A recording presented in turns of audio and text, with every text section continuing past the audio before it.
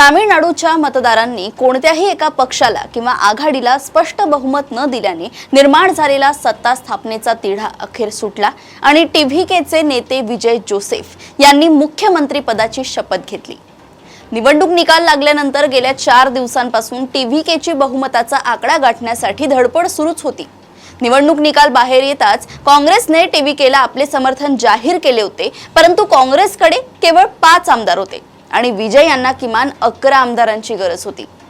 पहिल्याच दिवशी विजय यांनी काँग्रेसच्या 5 आमदारांच्या समर्थनासह सरकार स्थापन करण्यासाठी राज्यपालांकडे दावा केला, परंतु पाठिंबा देणाऱ्या 118 आमदारांची यादी सादर करण्याचे निर्देश देत राज्यपालांनी त्यांना परत पाठवले। वास्तविक कोणत्याही एका पक्षाला अथवा निवडणूक पूर्व आघाडीला बहुमत मिळालेले नसेल तर अशा प्रसंगी सर्वाधिक जागा जिंकणाऱ्या पक्षाला किंवा आघाडीला सरकार स्थापन करण्याची संधी दिली जाते आणि ठरवून दिलेल्या काळात त्यांना बहुमत सादर करण्याचे निर्देश दिले जातात।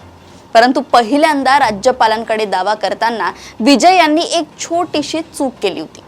त्यांनी केवळ आपल्या पक्षाच्या आमदारांची यादी देत सरकार स्थापन करण्याचा दावा केला असता तर कदाचित राज्यपालांनी त्यांना त्याच वेळी सरकार स्थापन करण्याची संधी दिली असती, परंतु त्यांनी काँग्रेसच्या 5 आमदारांची यादी सोबत जोडली।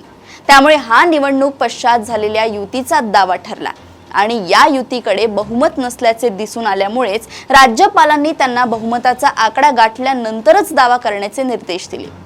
शिवाय जोपर्यंत टीव्हीके सरकार स्थापन करण्याचा दावा मागे घेत नाही तोपर्यंत इतर कोणत्याही पक्षाला किंवा आघाडीला सरकार स्थापन करण्यासाठी पाचारण केले जाणार नाही असे आश्वासनही राज्यपालांनी विजय जोसेफ यांना दिले। त्यानंतर विजय यांनी बहुमताचा आकडा जुळवण्यासाठी प्रयत्न सुरू केले। विजय यांच्या प्रयत्नांना द्रमुकने अप्रत्यक्ष साथ दिली। द्रमुक सोबत आघाडीत असलेल्या 2 छोट्या पक्षांनी स्टॅलिन यांच्या सूचनेनुसार टीव्हीकेला पाठिंबा दिल्यानंतरच विजय यांना बहुमताचा आकडा गाठता आला।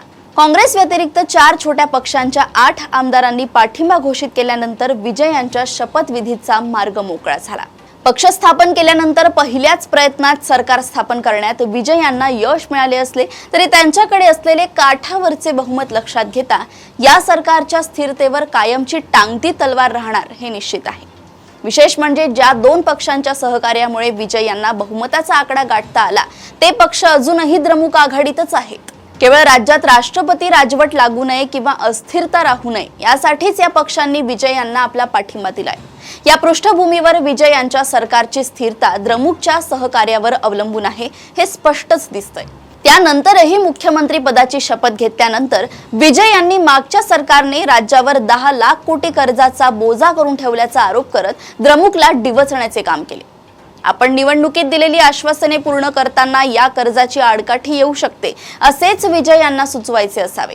त्यावर प्रत्युत्तर देताना स्टॅलिन यांनी आपल्या सरकारने फेब्रुवारीत मांडलेल्या अर्थसंकल्पातच राज्याच्या आर्थिक स्थितीचे चित्र स्पष्ट केले होते। त्याचा अभ्यास न करताच विजय यांनी निवडणूक प्रचारात भरमसाठ आश्वासने दिली असतील तर आता ती आश्वासने पूर्ण करण्याची त्यांची जबाबदारी आहे।